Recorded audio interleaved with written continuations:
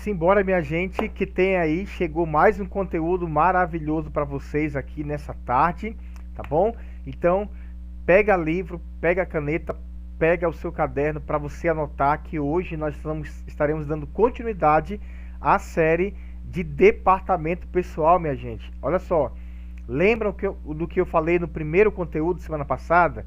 Eu falei que esse assunto ele serve tanto para vocês enquanto empregados, quanto para vocês como trabalhadores dentro da área de departamento pessoal, dentro da área de RH. Então serve tanto para vocês conhecerem os seus direitos como empregados, quanto para vocês trabalharem, gente. Tem vagas de emprego na área de departamento pessoal, auxiliar de RH, e você precisa ter noção de todos esses assuntos, senão você não vai poder fazer nada, você não vai poder ajudar em nada. Por isso, foco nos estudos, minha gente, foco na carreira de vocês, que a vida continua, tá bom? Então pega aí o teu livro, capítulo 2, página 117, e começa, gente, a revisar esse conteúdo.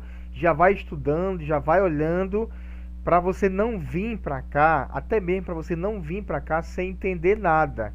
Então é muito melhor você olhar, revisar, estudar, e só depois é que você vem aqui assistir esse conteúdo, beleza, gente? Então, mão na massa aí, revisa que hoje nós vamos falar sobre processo de admissão, tá bom?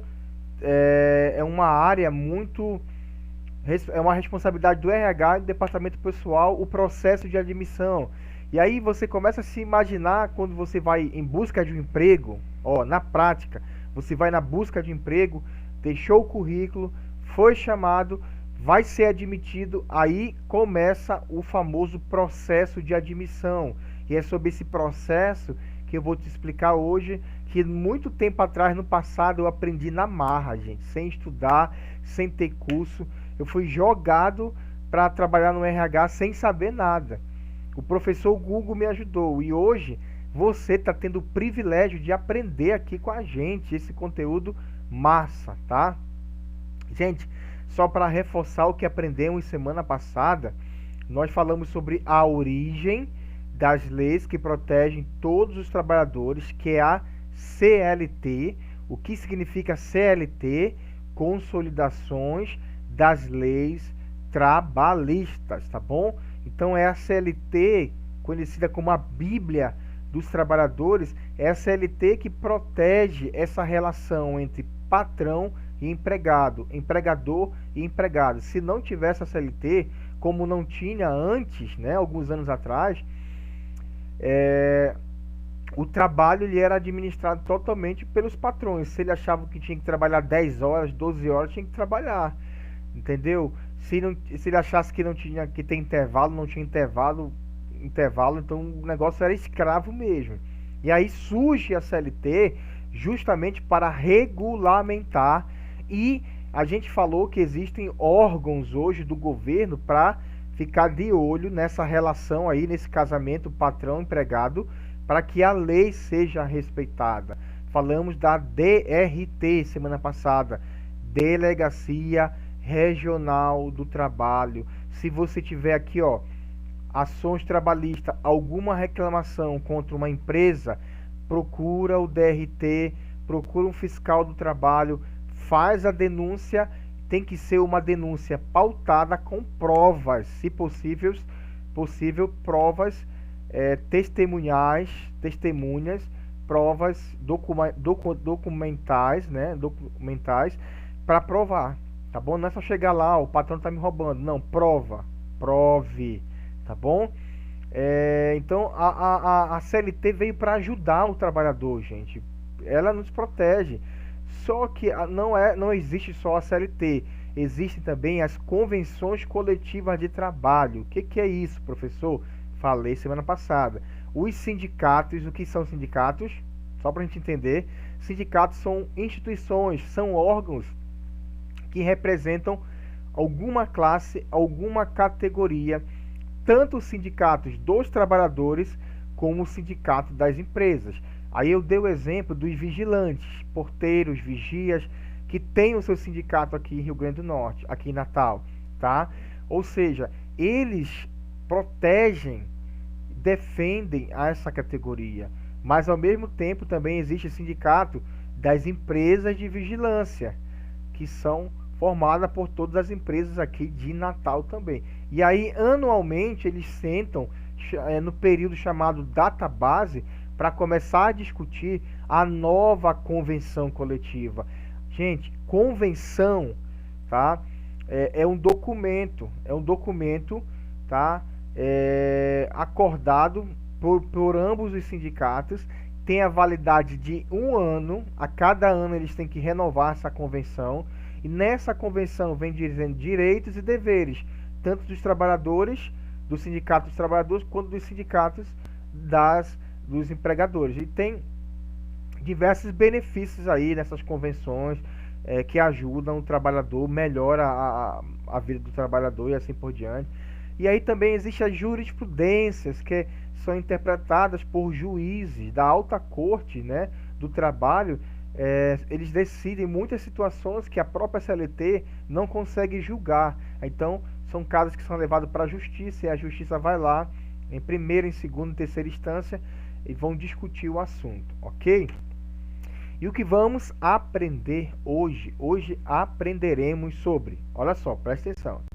A gente está falando de processo de admissão, ok? Alguém que vai ser contratado. Imagina que você vai ser contratado, ou imagina que você vai contratar alguém, tá bom? Vamos falar sobre registro de empregados. Vamos falar sobre documentos necessários no ato da admissão. Quais os documentos são obrigatórios para ser contratado?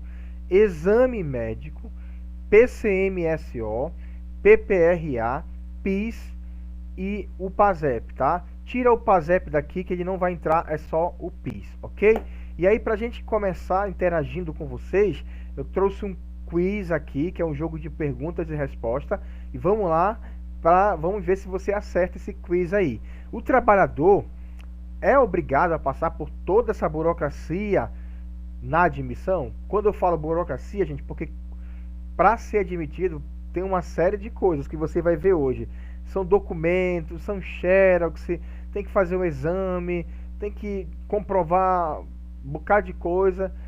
É obrigado, gente? Será que eu sou obrigado, né, a passar por todo esse processo? Será que a empresa também é obrigada será que ela não pode contratar o trabalhador sem ter registro em carteira, sem fazer esses exames aí, esse negócio? Será que é sim ou não? O que você acha? Sim. Se for sim, você marca. Se for não, você marca. Ou depende do tipo de emprego. E aí, gente, o que você responde? Será que essa burocracia no processo, na admissão, depende do emprego? Depende de qual empresa? Ou é sim ou não? E aí, eu vou logo responder para você aqui, tá bom? A resposta é sim. Todo trabalhador precisa passar pelo processo de admissão, por toda essa burocracia que às vezes passa 1 dia, 2 dias, 3 dias, mas ela é necessária. A lei, a CLT, obriga as empresas a praticarem. Para quê, professor? Justamente para garantir que tudo ocorra de forma legal, que nada está sendo feito por trás dos panos, que nada está sendo escondido. Então, todo esse processo admissional que você vai ver comigo hoje aqui, ele é obrigatório, sim, a não ser que a empresa esteja fazendo coisas erradas e não esteja cumprindo com as suas obrigações. Aí ela está errada, tá bom? Gente, olha só, para a gente abrir o assunto, atualmente, em geral, trabalhadores trocam sua mão de obra por quantia em dinheiro com o nome de salário. Salário é o nome dado justamente para essa troca de trabalho de mão de obra em busca de dinheiro. Só para a gente entender, tá bom? Os direitos, deveres e a carteira assinada são elementos relativamente recentes na história, como vimos semana passada. O nosso presidente falecido já, né? Getúlio Vargas foi o criador, o pai dos pobres, né? Foi o criador da CLT, junto com outros. Claro, não foi ele que escreveu, mas ele reuniu vários legisladores, sindicatos e criou aí a CLT, tá bom? Gente, vamos falar aqui agora respondendo o nosso quiz lá. É obrigatório? Sim. Ter registro em carteira é obrigatório? Sim, gente. Lembrando que a CTPS, que é a Carteira de Trabalho e Previdência Social, não esqueçam que vai ter o exercício nosso, junto com o exercício, aqui vai ter, aliás, junto com o conteúdo online vai ter o exercício. Eu estou te dando um spoiler aqui, ó. Provavelmente essa pergunta vai cair lá no exercício que o CRA vai enviar para vocês, tá bom? Olha aí, o registro na carteira de trabalho, previdência social é obrigatório? Sim ou não? Sim. É obrigatório, gente. Desde que, tá? Desde que siga os critérios que caracterizam o vínculo empregatício, tá bom? Ó, vamos lá, com calma. O senhor está falando, professor, que toda vez que eu for ser contratado por uma empresa tem que ser assinada a carteira? Se for um vínculo formal, tem que assinar. O que acontece é que hoje em dia, muitas vezes, tem empregos informais aí, que são lojinhas, que eles não assinam a carteira, infelizmente. E aí, o trabalhador está desempregado, se aceita aquilo ali, né? Se submete aquilo ali, infelizmente. Mas perante a lei, tem que ser assinada, tá bom? Desde que siga os critérios que caracterizam o vínculo empregatício. Gente, a carteira de trabalho, ela é um documento que ele vai registrar o histórico seu. Ele te ajuda. Para você ter direito a diversos benefícios, tem que comprovar que tem a carteira de trabalho. Então, ela é um documento que comprova, é igual um livrinho, comprova o teu histórico, tá bom? O artigo 41 da CLT, tá? Regulamentado pela portaria número 41 de março de 2007, diz o seguinte, gente, olha só: em todas as atividades será obrigatório para o empregador o registro dos respectivos trabalhadores. Então, não depende do emprego, não depende da empresa. A regra é clara: vai ser contratado, tem que ter o registro, tá bom? É obrigatório. A CLT diz isso aí. Então, tem que ser feito. Aí, gente, quando eu falei aqui, ó, que existem alguns critérios, tá? Aí eu falo para vocês aqui, ó, o que caracteriza vínculo empregatício? O que caracteriza? O que a lei diz que para se caracterizar um vínculo empregatício? 4 coisas, tá? 4 coisas vão provar que você tinha um vínculo empregatício com uma empresa. Primeiro, pessoalidade. O que é isso? Não podemos se fazer substituto por terceiros. Ou seja, aquele trabalho, ele não poderia ser substituído. Não é que não tem outra pessoa para ficar no teu lugar, não é isso, mas era você que tinha que fazer aquilo ali. Isso é pessoalidade. É quando é dado uma tarefa para você, ó, é você que tem que fazer isso aqui. Isso é pessoalidade. Segundo, gente, presta atenção, a habitualidade. Você fazia aquele trabalho de forma habitual? Não, professor. Eu ia uma vez por mês, 2 vezes, às vezes tinha mês que nem ia. Não se considera, nesse caso, vínculo empregatício. Então, nesse caso, não teria que assinar a carteira. Onerosidade. Você recebia por esse trabalho? Era pago? Sim. E principalmente a subordinação. O que é a subordinação? É quando você devia respostas, era submisso, era subordinado por alguém, por um chefe, por um supervisor, por um líder. Tinha isso aí? Tinha. Você tinha que prestar respostas, esclarecimentos para alguém? Tinha. Subordinação. Tendo essas 4 peças aqui, ó, tem que caracterizar, porque tem muita gente que coloca na justiça, ou uma pessoa, tal, eu trabalhei na casa do fulano, nunca assinaram minha carteira. A justiça vai ver se esses 4 elementos aqui, eles existiam. Se não, a justiça vai dizer, não, você não era empregado. Você prestava um serviço lá avulso, mas não era. Fazia um bico, tá bom? Considera-se empregado toda pessoa física que presta serviços de natureza não eventual ao empregador, sob dependência deste mediante remuneração, tá bom? Agora, gente, vamos partir aqui para o documentos, tá? Os principais, te liga aqui, os principais documentos necessários para o processo de admissão. Aí eu começo a dizer que quando eu trabalhei lá no RH, eu já tinha preparado assim, no papel, um checklist, tá? De todos esses documentos aqui que eu vou te explicar aqui agora, tudo prontinho. Quando eu ia contratar alguém, eu entregava lá, olha, pega essa folha aqui, aqui tem um checklist de todos os documentos para você não esquecer, porque se você falar para a pessoa, ele vai embora e, rapaz, esqueci do documento tal, nem lembrei. Então eu já deixava cortadinho o papel, entregava na mão dele, olha, vai marcando aí, vai, procura esses documentos, quando tiver, tu volta aqui no RH, traz para a gente dar entrada no documento de admissão teu, no contrato de trabalho, assim por diante. Isso é antes de entrar, é antes de começar a trabalhar, tá bom? Você já foi aprovado no processo seletivo, aí eles te entregam esse checklist aqui, corre atrás, volta, entrega na empresa, a empresa vai dizer, tá tudo ok, perfeito, começa a trabalhar amanhã. Legal? Gente, vamos para o primeiro documento, o exame admissional. Vou falar sobre ele daqui a pouco aqui, que é o exame médico. Carteira de trabalho, olha aí que eu falei. Título de eleitor. Gente, já vai olhando para você aí agora, se algum desses documentos você não tem, já corre atrás. Tem gente que não liga para isso.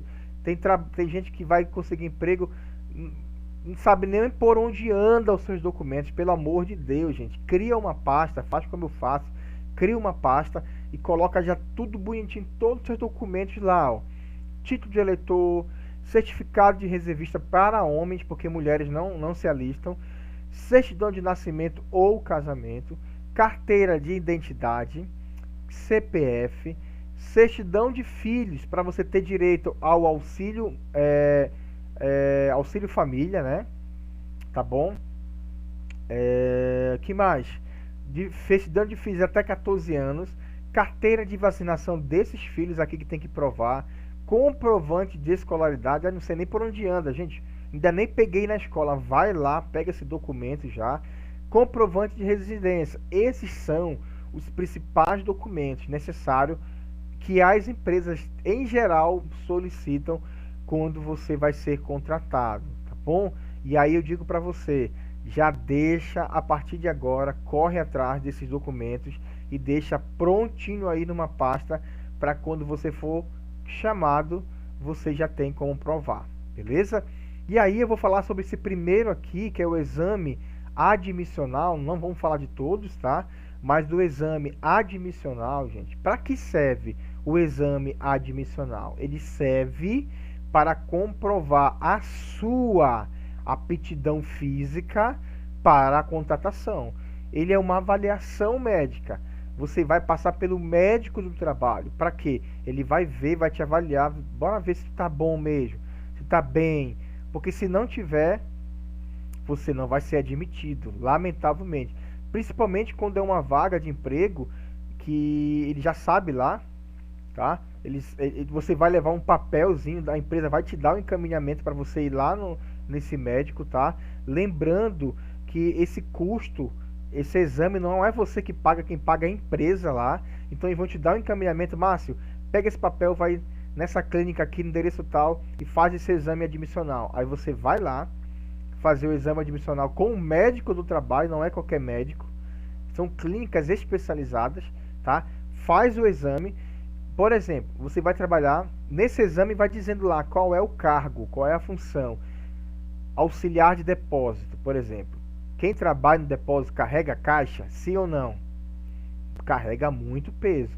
E aí, nesse caso, ele vai fazer alguns exames com você para saber se você tem capacidade, não tem problema na coluna, que, entendeu? Aí você vai fazer o exame, ok, tá apto, ele vai fazer lá apto, você volta na empresa com o exame, entrega lá no RH e diz, olha, está apto. Aí ele fala, você começa a trabalhar amanhã, vai te entregar fardamento, vai fazer todo o processo de integração, tá bom, gente? Ficou claro que o exame admissional é para dizer se você está apto ou não ao trabalho, beleza? Quem paga é a empresa, não é você, e é feito, tá, por um médico do trabalho. Aqui, ó. Falando sobre o PCMSO, gente, que é um programa de controle médico ocupacional, ele é realizado, como já falei para vocês, por médicos especializados em medicina do trabalho. Então, todo médico do trabalho precisa fazer essa especialização e para poder estar apto a identificar se aquele trabalhador, então não é qualquer clínica, tem que ser médico do trabalho e deve ter caráter de prevenção, rastreamento e diagnóstico, aquilo que eu falei, vai diagnosticar precocemente agravos à saúde, tá bom? Então, esse programa de controle médico de saúde ocupacional, ele também é feito anualmente, tá? Não é só um exame de admissão, mas ele é feito anualmente, ele é feito, gente, por um médico do trabalho. Aqui, ó, o PPRA, que é o Programa de Prevenção de Riscos Ambientais. Não tem a ver com o processo de admissão, mas tem a ver com algo que está ligado à empresa, tá? Isso aqui não é você que vai fazer, não é você, mas a empresa vai solicitar essas empresas particulares que trabalham nesses programas, vai solicitar o PPRR e o PCMSO, que tem que ser atualizado anualmente. Esse PPRA, gente, ele visa a prevenção da saúde e da integridade dos trabalhadores através da antecipação, reconhecimento, avaliação e consequente controle da ocorrência de riscos existentes. Ele é realizado diretamente no ambiente de trabalho, na empresa, por engenheiros e técnicos de segurança no trabalho. Vamos lá.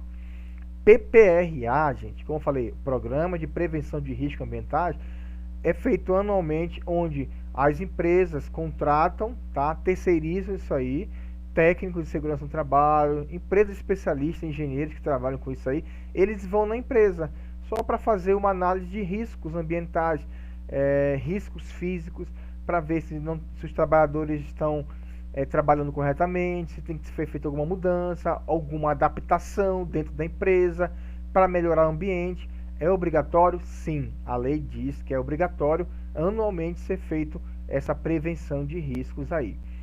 E aí, sobre a CTPS, como já falei para vocês, é o documento obrigatório para o exercício de qualquer vínculo empregatício para toda pessoa que venha prestar algum tipo de serviço a outra pessoa e é uma garantia de proteção de direitos trabalhistas. Então, se não tem CTPS, não vai pagar INSS, não tem FGTS, não tem auxílio doença, não tem auxílio maternidade, está no prejuízo. Então, não é só para anotar, para registrar um histórico profissional, mas também é para garantir os seus direitos, tá bom?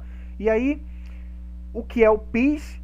PIS é um programa de integração social, minha gente, tá bom? Toda vez que a sua carteira é assinada, a verdade, não é toda vez, quando a sua carteira é assinada pela primeira vez, automaticamente você já é cadastrado nesse programa aí, que é um programa federal, é um programa do governo, que vem trazer benefícios para o trabalhador. Automaticamente você já vai ter uma numeração, tá?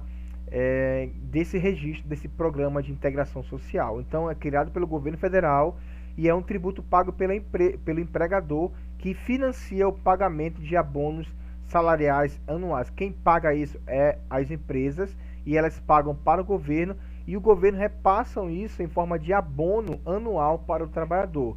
Para mim ter direito a esse abono, gente, existem algumas regras. Para vocês, trabalhadores, nós trabalhadores, temos direito a esse abono, tá? A esse programa que, gente, qual é o valor, professor? Vamos lá. Qual é o valor do PIS? O valor total do PIS referente a um salário mínimo. Um salário mínimo. Então, o valor do PIS ele é referente a um salário mínimo. Para mim receber isso anualmente, tem alguns critérios. O primeiro critério é preciso que você já esteja cadastrado nesse programa há pelo menos 5 anos. Lembra que eu falei? Quando a sua carteira é assinada pela primeira vez, automaticamente você já é cadastrado nesse programa. Então, a partir daí começa a contar 5 anos. Não significa que você tem que ter 5 anos trabalhando direto. Não é isso. Não é isso. Não é 5 anos trabalhando direto. Mas é quando foi registrado pela primeira vez nesse registro aí. Tá bom? Tem que ter 5 anos completos. A partir de 5 anos começa a receber no próximo ano. Se nesse ano de 2020 você completou 5 anos quando foi assinado pela primeira vez sua carteira, a data de nascimento do teu registro em carteira, tá bom? Quando foi assinada a sua carteira pela primeira vez, se completou esse ano, a partir do ano que vem é que você vai ter direito a esse abono salarial do PIS, tá bom? E aí, outro critério, você não pode ter recebido, tá, no ano anterior mais de 2 salários. Não pode. Então, tem essa regra também. Tem que ter os 5 anos. E no ano anterior, então, vamos lá que eu expliquei ainda agorinha. É muita regra. Vamos lá. Se esse ano você completou 5 anos de registro no programa, você vai receber a partir do ano que vem o PIS, tá? Agora presta atenção, o abono. Presta atenção. Nesse ano de 2020, o teu salário não pode ter ultrapassado 2 salários mínimos mensais. Aí você fala, professor, eu ganhar só um salário mínimo. Ok, então está dentro desse programa. Outro critério, você precisa ter exercido em 2020, para receber ano que vem, pelo menos 30 dias de trabalho. E aí é o que eu falei, o valor total do abono é de um salário mínimo. Você só recebe um salário mínimo se no ano anterior, que, por exemplo, no ano 2020, você trabalhou 12 meses, você recebe integral um salário. Não, eu trabalhei só 5 meses no ano 2020. No ano 2021, você vai receber o PIS referente a 5 avos. A 5 meses, pega o salário mínimo, ou divide por 12, tá? Multiplica por 5, que são 5 meses. Aí você vai receber. Trabalhei só um mês, que é a regra, é pelo menos 30 dias. Então, vai receber só um percentualzinho aí de 1 avo do abono no ano que vem, tá? Outro critério é ter dados informados na RAS, que é a Relação Anual de Informações Sociais no ano base. Quem faz isso já não é você, é a empresa. É a empresa que vai dizer, gente, que você trabalhou quantos meses, quanto você recebeu. É esse documento aqui, ó, a RAS, que eles enviam anualmente, sempre no mês de março, se não me engano, até o mês de março, eles enviam para o governo, para a Previdência Social, e aí a Previdência vai avaliar e dizer se você tem direito a receber esse abono do PIS ou não, tá bom? Gente, terminou aqui nosso assunto sobre o processo de admissão, tá bom? E eu quero te passar aqui, preste atenção, um trabalho de pesquisa. Nesse trabalho, você vai ter que entregar para mim esse trabalho. Eu quero que você entregue para mim esse trabalho. É um trabalho de pesquisa, não vale nota, mas vale participação sua. Para quê?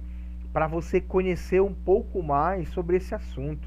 Tá muito fácil o professor vir aqui trazer mastigado o assunto para você. Eu quero que você vá além. Eu quero que você aprenda mais do que eu, tá bom? Então, é um trabalho individual que você vai pesquisar na internet, em livro, fique à vontade.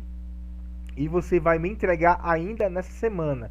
Não é para entregar no grupo, é entregar no privado para mim. Pode ser por e-mail, pode ser no Word, pode ser pelo WhatsApp mesmo. Mas não é Ctrl+C, Ctrl+V. Eu quero que você aprenda quais os principais lugares que você pode emitir a CTPS. Você vai responder isso para mim.